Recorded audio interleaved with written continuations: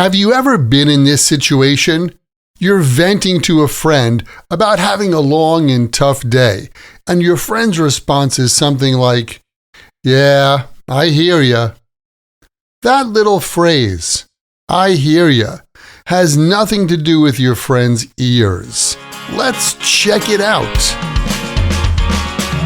Welcome to another Happy English podcast coming to you from New York City.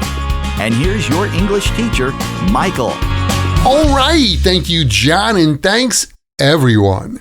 It's Michael here from Happy English, and I help people speak English better. And this is Happy English Podcast, episode 951. Does "I hear you" mean I can hear you? Thanks for joining me today. So, let's talk about those moments when someone is telling you about a bad day, a tough situation, or something that's just not going well. You want to respond in a way that shows you care, right? That you're listening, that you understand. There are actually a bunch of phrases like that in everyday English that help you sound more natural when someone is complaining, venting, or just needs to feel heard. That's what we're going to look at today. And let's start with the one we just heard. I hear ya. This one is so simple but powerful.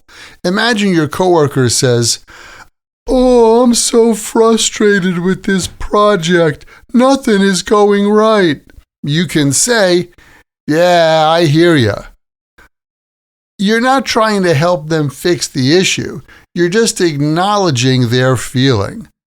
"I hear ya" is a conversational way to say, "Yeah, I get what you're feeling." Like last week, we had a few minor earthquakes here, but nonetheless, they freaked me out. And when I told my neighbor that, she said, "Yeah, I hear ya. They freaked me out too." In situations like these, saying, "I hear ya" is like saying, "I totally understand how you feel." A similar phrase is, "I get it." Keep in mind that "get" has a number of different meanings and uses in English. And in this case, get means understand. Like when your friend says her boss made her work another weekend in a row. You can show your support or sympathy with, "I get it. That's so frustrating." Sometimes people say, "I totally get it." And you don't need to say anything else. That's how natural it is.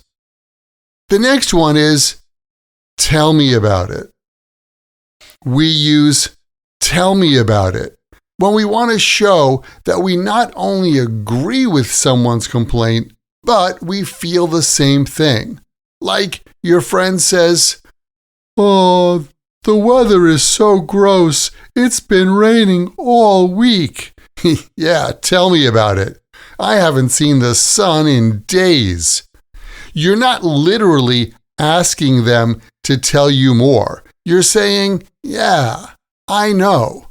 I feel the same." Like when your coworker mentions that the boss is in a bad mood again today. You can reply with, "Tell me about it. He didn't even say good morning when he came in."